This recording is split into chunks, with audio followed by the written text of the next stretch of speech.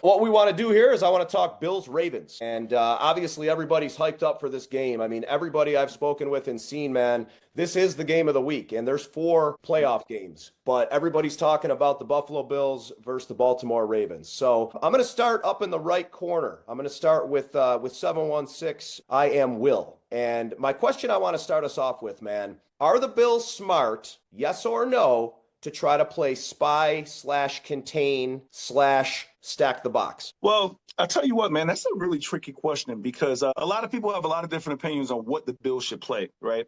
You get a whole fan base. A lot of them might not really know the game and what stack the box means, meaning it could be a liability against, outside speed. So the thing with Lamar and Derrick Henry is this. You got to pick your poison. Last week you watched Lamar do a fake handoff to Derrick Henry in the backfield. It looked phenomenal. Steelers bid on it, wrapped Henry up. Lamar's gone for 20 out the other side. Trick the camera guys. Well, he tricked everybody. I mean, the camera guys had to catch up with him halfway down the field. And that's the thing that you have an issue with the Buffalo Bills. Now, we all know we've had issues with our run defense. I do feel that they've added some beef on the line that can definitely help us out a lot. As far as if we wanted to play that stack the box you're talking about, the issue is our edges, not so much stacking the box is what I feel. I feel like Von Miller has to have a stellar game. We need Ed Oliver to really show up this week. Von Miller looks strong. He looks like he's not favoring his injury he healed from. But the issue is I've watched him do a spin constantly on that outside edge, not really penetration as much as he used to. So not a discredit to Von. I think he's a hell of an athlete. I think he's obviously a really good player. But I do think that we need to contain those edges and trap those runners in the box and give our inside rushers a chance to maybe corral those guys in the backfield or maybe catch them coming through the line. Because I know for a fact, if Henry breaks in the secondary, and everybody in the league knows this, that's a problem coming downhill for any safety that you don't want to have to deal with. I don't want to see this, right? I don't want to see that in my face if he's coming full speed not at at me. all. Not at all. Marlon, what's your spin on that, Marlon? I mean, I agree. I think what you'll see probably more is some a mix and variation of fronts. Like they'll stack it and try to get them in situations. They'll bluff. They'll look like they're going to be in one, drop out. I think it's when you talk about playing the Ravens as pick your poison. We all know Lamar is going to get his. So the real problem is Derrick Henry because once he gets moving, he's a load to bring down. And so that's going to be the issue that you're going to have. I think to Will's point, you have to contain the edges. So I think you won't see the Bills rush to try to get sacks on Lamar. You'll see them rush to try to contain Lamar. You want Lamar to stay in the pocket if it's a passing situation, and then hope that they can collapse it from the middle, from the big guys that Ed and Jordan Phillips can then get that pressure and collapse it from the front and just kind of make Lamar unhappy. Lamar, when he has to stay in the pocket, and times when he's got pressure with the middle, will kind of jump. His mechanics get a little off, get a little wacky at times. So, and he'll throw the ball and kind of throw high when his feet aren't set. So you're hoping you can get keep the contain, make him stay, make him step up, and then collapse it from the front. And then you'll see them really try to fit. Like the Bills scheme has always been being gap sound, like making sure that if I'm the tackle and I have the A gap, I stay in the A gap, and the linebacker's going to fit in the B gap, and who's supposed to have the C gap is there. So you got to have them try to be really sound. And when they've really gotten in trouble is when somebody either tries to get up too far upfield and now you create a gap or a seam that somebody can come underneath, or the linebacker fills in the wrong hole, and now you got man on man, and Derrick Henry going downhill is going to be a problem. So I think Milano and some of the guys that are kind of used to playing the Ravens will kind of be there. And let's be honest, Derrick Henry's going to get his. Lamar is going to get his at times. So then the question is who do you choose? A spy there's nobody in the league that has shown a spy situation and been able to stop Lamar. So I would not spy. I wouldn't spy at all. Like forget the spy. Coach, let me ask you this, Coach Mags. Do you think the Bills will? So Marlon's saying if he's the D coordinator, he's not even thinking about it. What are you thinking the Bills have on their mind? Do you think maybe they're going to have a linebacker kind of following his movements, or you don't think they'll go that way? Well, you have Milano back. You have Terrell Bernard back. So those are our two best linebackers. The other guys have been playing a lot, so they need to come in. They come in. They're not green. I think the linebackers are going to be the key because, like I think Marlon said, that having a spy on Lamar is like wasting a guy. Sean McDermott, I think he's super intelligent, and I think he's a defensive guy. So he's going to have a plan of it's got to be like you guys said, like a trap. right? It can't be one guy. It's got to be a trap. We got to have contain on him, and it's going to look different because Sean, he disguises stuff. He doesn't want, Lamar or Todd Monken. They got what, 8 guys up in the booth with eyes looking at what Right, not just one. do. Yeah. So I think it's going to be different. I think it's going to be a trap. I think I wouldn't waste a guy on spying on Lamar, but there might be a situation. There might be a second and long where they do that. Just to give. And Milano's not slow. I mean, he's not Lamar, but he's got some wheels, and there may be a situation for that. I'll put it this way: Milano is going to be able to chase him down from behind, but we don't want him to we don't want to have to chase him down from behind, right? So, Randy, I'm going to go to you with the next one here. With all this being said, sometimes, in my personal opinion, sometimes people can overthink football, right? It's a very cerebral game, there's no question, but when it comes down to it, it's catching and it's throwing and it's tackling. And, yes, McDermott's a very cerebral coach. He has cerebral people around him.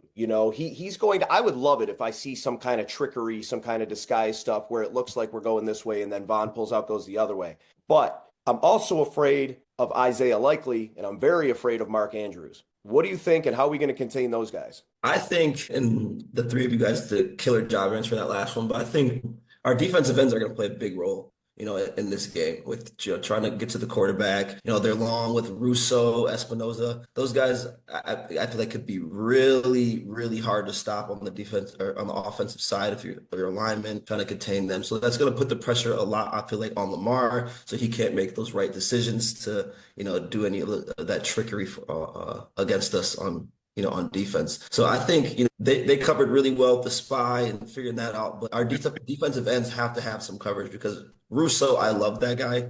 We drafted him. He hasn't been in the league too long, but he could do a shit ton of damage for us, and Espinoza as well. And they're both over 6'5", super long guys, can move really fast. So I think, along with, what they all just covered, our defensive ends here, and along with that, if I switch it up a little bit, our defense on the special teams is going to be huge too. I feel like making sure that they're not getting any crazy yardage on punts or kick returns. That's going to be another big thing. So I'm really focusing on the mistakes that we don't make to win this game. Like, can we shut down their kick returns? Can we shut down their punt returns?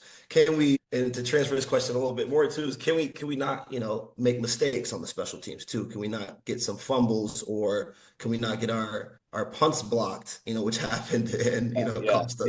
Yeah. Well, and silly mistakes and things like that. I think it's funny when people say Lamar's trick plays, because I bet if after the season somebody said to Lamar Jackson, how many trick plays did you have? He would say 0. I just improvised and ran. Dude, what are you talking about, trick plays? You know what I'm saying? He would be like, what are you talking about, trick play? I just got the ball and I ran when I could. And he's that good of an athlete that he makes people look foolish, man. He makes the best athletes in the world look foolish by a little, stutter step, or he starts doing video game moves on guys like Matt Milano, and you're like, right. Yeah, there's a viral video I just watched a few days ago just showing that Lamar in high school, when he was doing this ridiculous running up the field and cutting back left, cutting back right, running backwards, looping around. And the caption said, "This won't translate." When they said this won't translate in the NFL. Well, I guess understand it. Yeah, okay. Well, that's a good segue actually, because speaking of high school, Coach Mags, obviously weather is a factor in this game. It's supposed to be 5 degrees with the wind chill tomorrow evening for this game. And Josh is used to playing in this weather, right? It's Buffalo. He's played. Lamar's used to playing in this weather as well. Do you think there's any advantage, not the actual, both of these guys have played in it, but do you think there's any advantage in the style of play based on the weather? That's for you, Coach. I think Buffalo gets the advantage there. I think Josh plays well in cold weather. I think when and I'll always say this, Josh is in Buffalo because that's where God wanted him.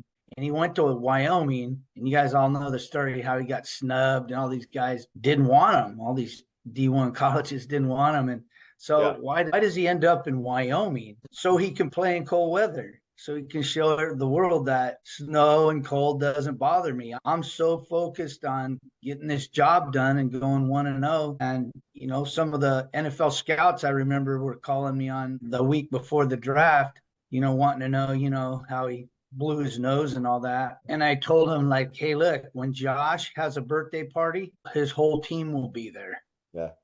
He'll do whatever it takes to win because he actually loves his guys. You know, it's interesting in seeing Josh. I was personally frustrated with one particular play last week. And what I was really frustrated with was the Mac Collins play when we still had Josh in the game. I think there was 5.5 minutes left, maybe 6 minutes. We're dominating the game. Josh is still in. He throws to Mac Collins, takes a huge hit. I don't know if it was the same play where he ripped his thumb or not, but the thumb's bleeding, you know, head hits the ground, and Mac Collins gets up and steps over to guy, and it was literally for like a 1 yard loss the entire play, right? And I'm looking at it afterwards, and people are like, well, you know, you're not going to know what's going to happen or whatever. But I mean, what was Josh doing in the game at that point? Somebody give me some feedback on that. What's he doing in the game last week with 5.5? I know we're going a little bit off topic here, but I want to hear your opinions on it. Should he have been out of there at that point? You can make that argument. You could argue that he should have been out. The game was well in hand and why risk an injury, but he's a competitor, and it's hard to pull a competitor out mid-series, mid-anything. So, you know, it might have been just say, listen, this is his last series. And he goes out and he finishes, and then that's it. So,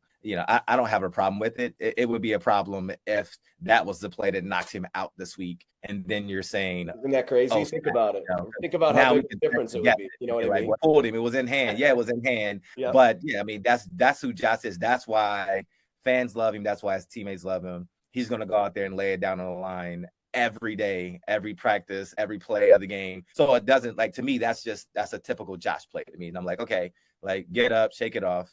Let's go. You're not wrong. Now as a fan, I'm like, get him out here. It's a collective sigh, man. Collective sigh. Everybody had a chicken wing in one hand and like they were gasping with the other, you know?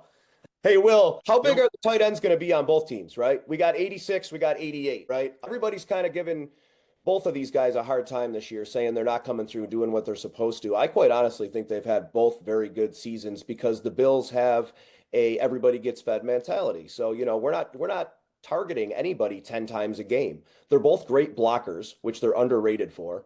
And right. Knox has had a phenomenal season blocking. How important do you think our tight ends are in this game? And again, I'm going to go back to the Baltimore tight ends because those guys are scaring the heck out of me. Well, what I think is this, you know, our tight end play has definitely been phenomenal this year. I think a lot of times we don't use our tight ends as much as we should. For instance, you see Josh running for his life back there sometimes because people just aren't open. You know, we have to all admit that we don't have that elite wide receiving core. We don't. And I'm not knocking Coleman. He's green, you know, rookie year. But we have Shakir, who's been great for us. You know, you bring in Samuel and he's been a role player for us, but no guy that you have to come into our game and say, hey, we have to double this guy. We don't have that double guy on a wideout. So what happens is this: since you don't have that, now you have people who can actually cheat and blitz more. You have your safeties that can roam a little more. You have a line on the Buffalo Bills who's actually been playing really well, but going against a defense like the Baltimore Ravens who have a good pass rush, like they have a really solid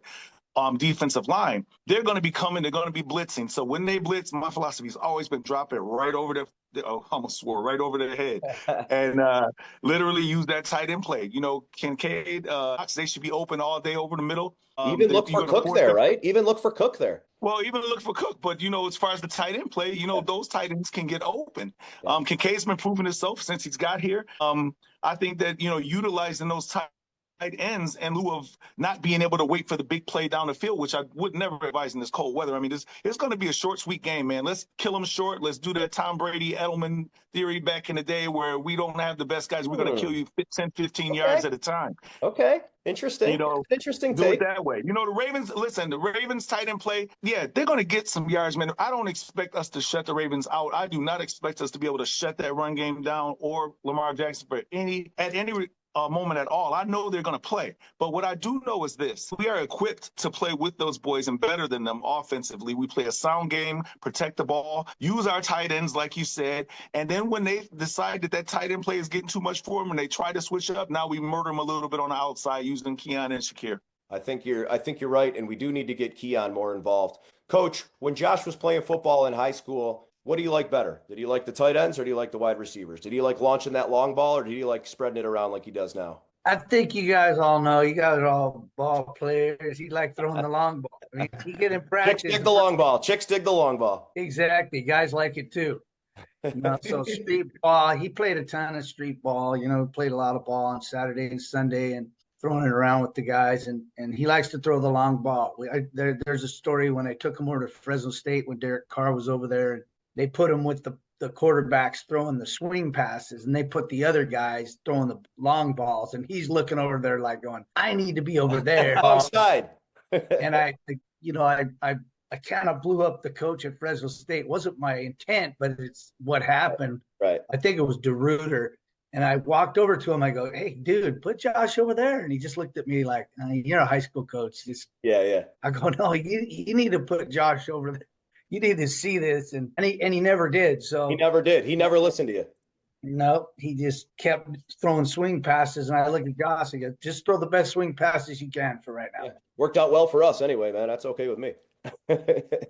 No problem. Yeah, but the tight end, I liked what Will said about the tight ends, because what is it, Andrews and Likely, and then Knox and Kincaid. That's a really good thing to look at. Yeah. But I really been liking that new. I don't know if you guys do, but I like that new jumbo package they put in where they have a tight end, but then they bring in that big old offensive lineman and play him like a wing. Yeah. And because it presents another. He's been reporting too, right? He's been reporting eligible on most of those plays. He has to. Yeah. Oh, he has to. Okay, yeah. Yeah. So that's something as a defensive coordinator, they got to get ready for that. That's because it's not a little deal. It's a big deal because they're creating an extra gap on the line of scrimmage that they got to cover down. And we all know as football guys that if you don't have the right fit, it doesn't take long for the guys upstairs to see gap's open. Yeah. There you go. Yeah, I told you, man, he's going to bring some wisdom to this conversation. I wasn't kidding. How much film can you watch? Like, listen, they could sit in the film room all week, all month, all year. And when it comes down to it, Josh Allen versus Lamar Jackson, right? There's all the MVP talk about who's best and who's this and who's that. And before we started, I was getting into it a little bit because I have a pretty strong opinion about that in particular. Can you watch enough film on these guys, or are they just constantly, Randy, I'll ask you, are they just, are these guys going to shock you at any chance they can? Yeah, I played a lot of basketball growing up too, and I played some football. But our coach, my high school basketball coach, and I won a state championship here in New York. And I played with the NBA player Jordan Nwora, who we watched so much film. He was a real film heavy guy. But when it came down to the game, that gave us just a lot of confidence, right? Confidence can be the preparation part of it, which I feel like that's going to definitely give the Buffalo Bills a lot of confidence. But then they know going into it as well that, Lamar and Derrick Henry could be these wild cards that could pull off some extreme things that we weren't expecting. But,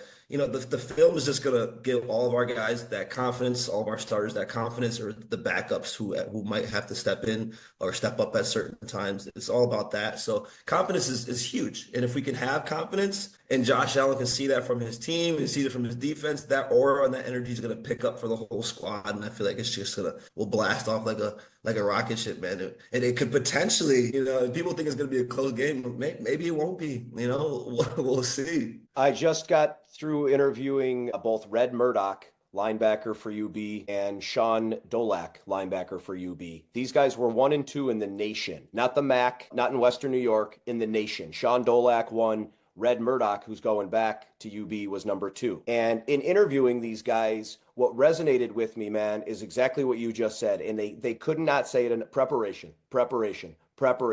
I mean, every other word. If I had played a game and said, I'll give you $10 if you don't say preparation in the next answer, I would have been rich. Like these guys, and they were thanking their coaches, but it was just they were just preparation. It was so ingrained in them. That's what I call good coaching, right? And I'm sure, bottom right there, Coach Mags, you can agree with that, man. If your guys, are the preparation, and what is your motto down there? I know you have, it's perseverant. Go ahead, give us the. Well, you're exactly right on preparation, because, when I saw Pittsburgh last week, I watched them. And even that play, I think Marlon was talking about that, about the defensive ends. TJ Watt comes in there and he tackles Henry, but he doesn't even have the ball. Oh, yeah. I think Will mentioned it. Yeah, right? Yeah. I mentioned. So having coach, I love D-line. I mean, I've coached all the positions because I coached for 30 years, but I love coaching D-line because D-line and O-line to me is the guys that need the most coaching. So when I saw Watt, and he could have been he could have been on a sting or something. Let me hold on. I'm calling the timeout here. When you say that, Do you mean just because it's not the raw talent type players, right? Because I mean, obviously you have your, the wide receiver might have 4.2 speed or something, right? Is that why you're saying they need the most coaching just because of the position itself? It's a combo because you have TJ Watt against Derrick Henry. So Derek's faster. Who knows? He might be stronger. I don't know. He's a physical specimen. So if TJ's on a sting, that means his job is he's going to get the running back, right? But normally you don't coach DNs to do that. You teach a technique called squeeze and slow play. So you're going to squeeze, you're going to keep your shoulders square, and you're going to squeeze down the line, stopping the cutback, and you're going to read the quarterback, running back handoff. And then if the running back gets the ball as you're squeezing and slow playing, you're coming behind him. You're making sure he doesn't cut back, right? I think all of us know that technique. We teach it, we coach it, and then when Watt did that, I don't usually send my DNs on a sting after the running back because it teaches them a bad habit. Right. I gotta squeeze, I gotta slow play. And that goes back to my days of playing linebacker in college, outside linebacker, which is, they don't really have that position anymore. But playing outside linebacker and your job's the quarterback, you squeeze, you slow play, you read it.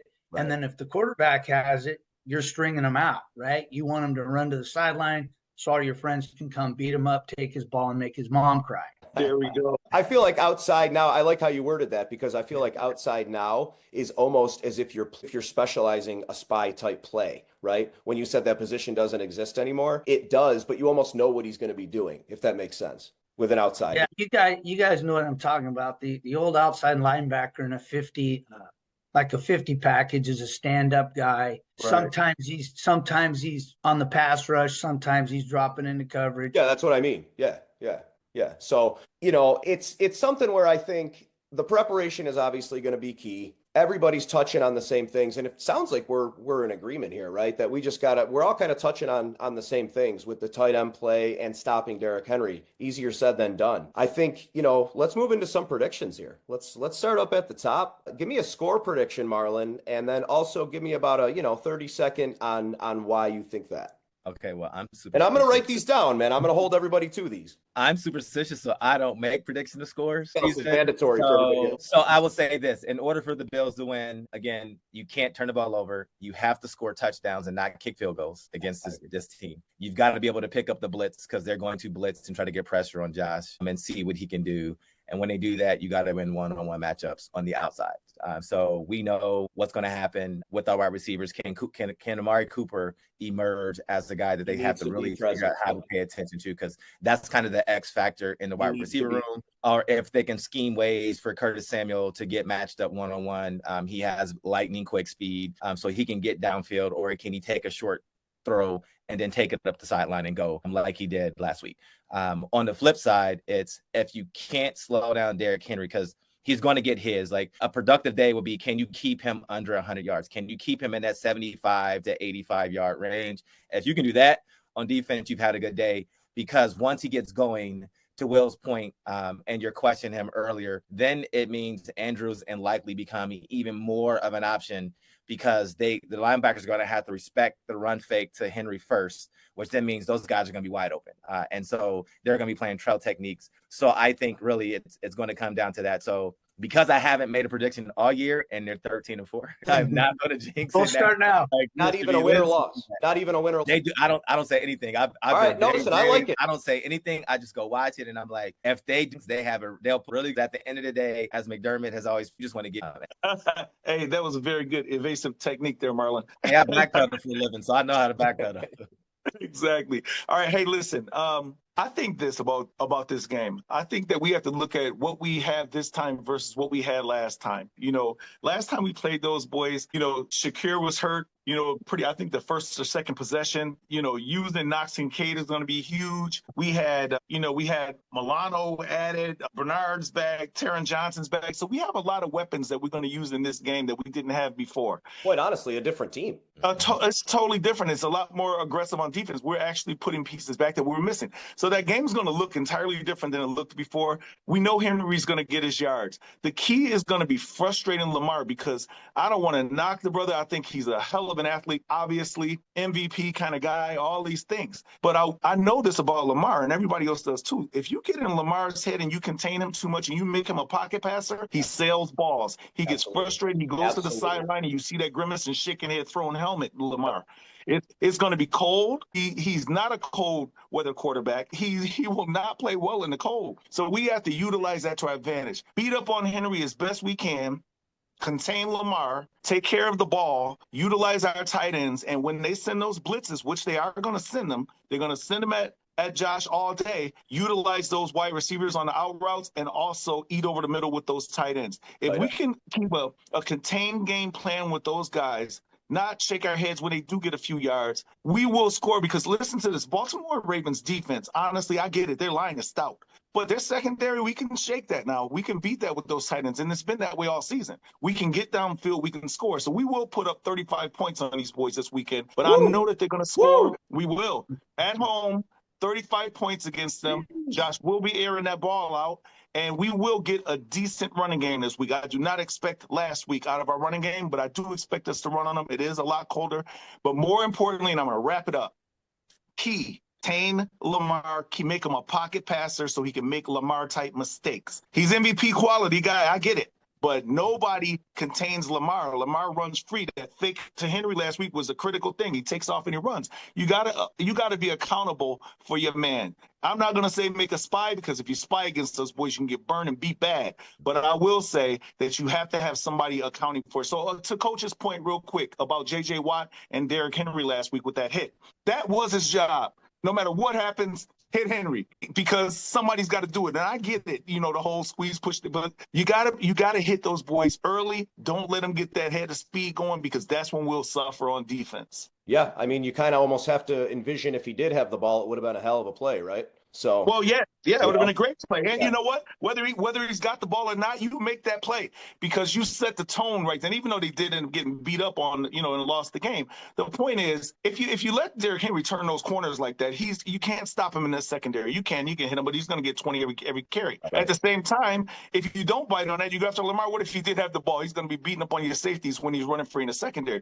Point is, contain Lamar, hit Henry hard and often, and make sure that you execute, take care of the ball, and make sure that you do not create turnovers for the Buffalo Bills. We don't turn the ball over. We contain Lamar. We win the game by big. Nobody wants to get embarrassed, and nobody wants to get face washed by Henry. That's for sure. So they're gonna be ready. Randy, since he also avoided a score prediction, 35 points. He said Buffalo, so that means 35-0 is your prediction. 35-0 is what I heard. No, I'm saying 35 like. I heard you, brother. Randy, what do you got down there, man? Yeah. Something we have not mentioned, Jay Flowers might not be playing, right? So, I mean, none of us mentioned that, but I think he's doubtful. That changes the dynamic of this game. I'm not going to get into it now because, of time, but that definitely changes things. And that's why go ahead. It changes the dynamic. Obviously, you're taking out a dynamic receiver, but you really have to look at this. If you're containing Lamar, keeping him in the pocket, he almost didn't matter in the first place. Secondly, the Ravens did pretty much all of their damage on the ground last week. Yes. A lot less passing than they did rushing. So they're going to come in this game trying to rush more than pass. And unfortunately, we have a secondary that looks vulnerable, because no knock on DeMar, but we have him back there. I get it. Benford's playing well. Rapp's coming up and hitting some people. But at the same time, we don't have that fear factor back there. I knew a friend, and Marlon knows, Lawyer Malloy. Malloy was a hitter. You had to game plan away from him. Listen, if you wanted to be successful. We don't have that fear back there. We don't have a Leonard Smith back there, man. We don't have the hitman. No. And that guy was scary. And I know exactly what you're saying. And you're right. We don't, But Randy, let's go down to you here and give me a quick analysis, a score, and an analysis. Yeah. So I'm thinking this is going to come down to a nail biter. It's going to be a really good game. I think both teams are going to play pretty well. I'm going to say 28-26 Buffalo. in Buffalo. And I'm saying that because, it's going to be Josh Allen's ability to make big plays. I think he's obviously really great at that. The younger generation knows we're used to him jumping over people and putting those on our posters on our wall. You know what I'm saying? So his big plays, absolutely. And then the weather conditions, just like you guys touched on, it's simple as that, I think. But I also think that I just have this feeling I could be completely wrong tomorrow that Derrick Henry's just not going to do his, 100 plus yards He game. has games where he kind of lays a dud, man. And listen, I don't want to awaken the giant, dude. So hopefully Derrick Henry can stay as far away from any Buffalo media as possible. Exactly, right? But I'm saying, man, he does lay an egg from time to time, right? And I'm not Yeah. every wood I have here. I'm just saying it could be a factor, bro. You're not wrong. You're not wrong. With the snow, I think that could be a possibility. But I have PTSD from playing Kansas. Obviously the Chiefs and seeing Mahomes, drop back, not have something a bit available, and then run 30 plus yards. So I hope we can really contain that. So Thank you, Coach. What do you got down there, man? Give me a final score prediction if you're so bold. Well, being a coach and this game to me, and I was in wrestling practice yesterday, and I was talking to our wrestlers about we have practice this morning at 9, but I was talking to them about the Bills and playing against Derrick Henry, Lamar Jackson. We love football too, and so we're looking at that going, what did the first game we played, how do we tackle Derrick Henry? Because I'm a wrestling coach and I'm watching that. And when I played linebacker, I was 5'205". So I'm not tall. But I think that the running backs I played against hated me because I never hit them in the chest. Being a wrestler, the tip of my shoulder was somewhere between their, manhood and their belly button, and clamping down on the knees. And those dudes with the big thighs, if you hit them upstairs, you don't have a prayer with Derrick Henry. You hit him in the chest, right? So I'm looking at that, and I'm telling our guys, I bet Sean McDermott, fundamental sound guy, 1993 national wrestling champion, Yep. right, in your high school. I'm betting that he's doing the same thing that we're doing. Double legs, clamp the knees. Don't let his knees pump. Take them out. Run your feet. I think the fundamentals of tackling, it's not a pretty subject, for people. I love it. I love the fundamentals of tackling. And I think those guys, since that game, he probably put in a tackling circuit. Yep. Said, because we tackled like sissies, we were going to do a tackling circuit. And I've seen their tackling. It's a brilliant point, man. It really is. I've seen their tackling get better. I think there's a point of emphasis because you're playing the Prince this week, that you're not going to tackle them in the chest, right? So I think fundamentals is like a key, fundamentals all over the field, but defensive fundamentals, knowing where you fit, making a good double leg tackle. I think that's going to be part of the frustration that Buffalo is going to put on Baltimore. It's not going to be a trick play. It's not going to be that. It's just going to be, we're going to play better fundamental, fired up Buffalo Bills football, and you're not going to like it. There you go. I like it. Listen, I think me and Randy are the only real, we're the only ones with any heart here. So I'm going to go 31-27.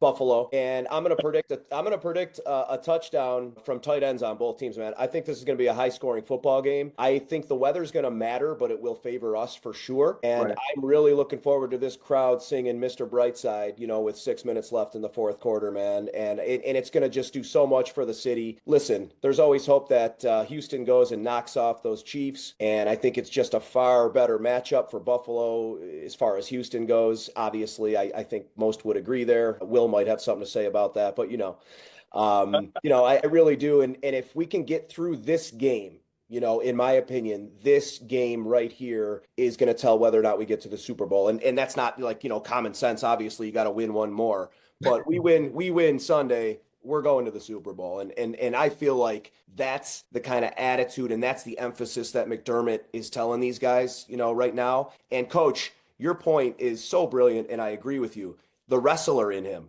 right? Knowing where to tackle. And we were like tackling dummies out there the first time around. And if we can get low on that guy, I know you guys are talking about rushing. Don't forget he can catch the ball out of the backfield too. Just get low on that dude, make sure he's not gonna ruin us. And then with Zay Flowers out of it, you somehow contain those tight ends, we're gonna win this ball game. So, That's my take, man. I cannot thank all of you. I hope you guys had a good time. This was a lot of fun chopping it up.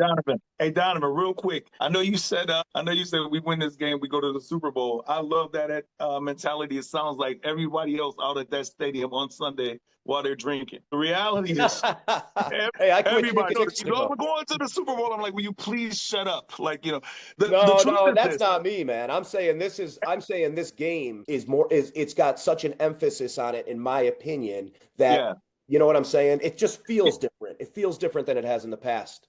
Hey, all I gotta say, man, is this. Look, get your popcorn ready because get your popcorn ready, baby. I love it, man. Hell of a playoff season for these boys. Where'd you get that popcorn from? Yeah, where'd you get that popcorn, man? That thing's been sitting in your basement for 3 weeks. I just made it just for the show. I'm gonna give a shout out right now to A Game. A Game is an up and coming competitor to Gatorade. This is Johnny Damon's drink. He's got Bo Jackson as his director. You're going to start seeing this stuff everywhere. Johnny's a friend of mine, and I'm going to try to sponsor and endorse this stuff as much as I can. A Game. He uses honey instead of sugar, man. It's good stuff. So thank you, everybody. This was a lot of fun. Thank you so much. Yeah, appreciate it. Thank you so much. Thanks for your time. All right, guys. Everybody have a great rest of your day. All right, man. Go Bills. See you guys. Go Bills.